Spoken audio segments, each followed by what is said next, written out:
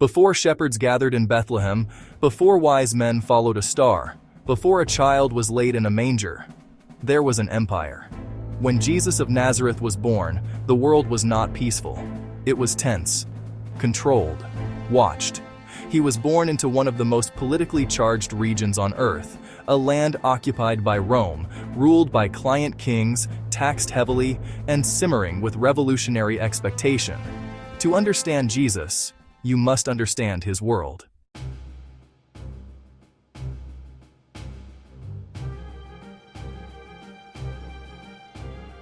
At the time of Jesus' birth, the Mediterranean world was dominated by one man, Augustus, the first emperor of Rome. He ruled over an empire stretching from Britain to North Africa and from Spain to Syria. Rome promised something called the Pax Romana, the Roman peace. But peace came at a cost. Heavy taxation, military occupation, brutal suppression of rebellion. Judea, the land of the Jews, was under Roman control. The emperor allowed local rulers to govern, but only if they remained loyal. And in Judea, that ruler was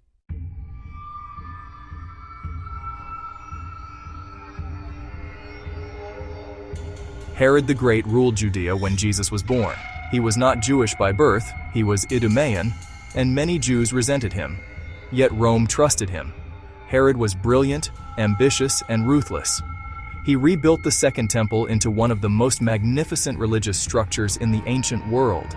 But he was also paranoid. He executed his wife, 3 of his sons, political rivals. According to the Gospel of Matthew, he even ordered the massacre of infant boys in Bethlehem after hearing of a newborn king. Whether exaggerated or not, it fits his reputation. When Herod died in 4 BC, his kingdom was divided among his sons, and instability increased. After Herod's son Archelaus proved incompetent, Rome removed him.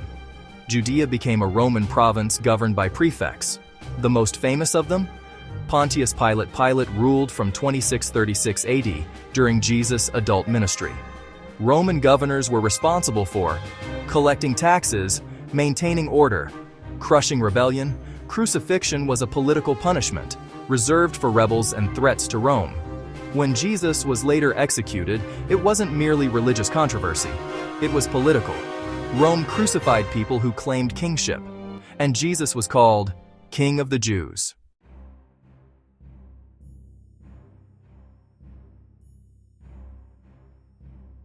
The Jewish people were not united. They were divided into powerful factions. Elite priestly families connected to temple leadership. They collaborated with Rome to maintain power and order.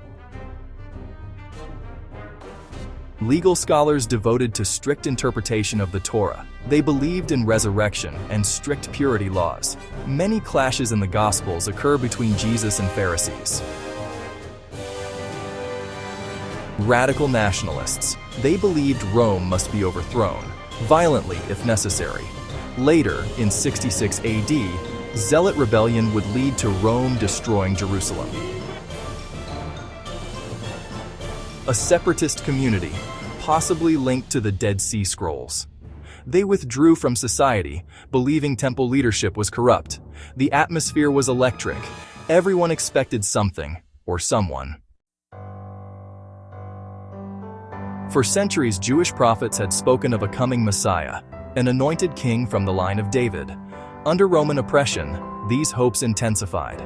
Many expected a warrior king, a political liberator, a destroyer of Rome. So when Jesus preached about the kingdom of God, it sounded political. When crowds shouted, "Hosanna," as he entered Jerusalem, it felt revolutionary. But his kingdom did not come through swords. It came through a cross. Jesus was not born into a quiet spiritual world. He was born into military occupation, corrupt leadership, economic inequality, religious division, national unrest. His message challenged Rome's claim to ultimate authority, the temple's control over worship, violent revolution as the path to freedom. And ultimately, both Rome and religious leaders saw him as a threat. That political tension is why the crucifixion happened, not in a vacuum, but in the shadow of empire. Understanding the political world of Jesus doesn't reduce his message, it magnifies it. Because into a world of power struggles and fear came a different kind of king.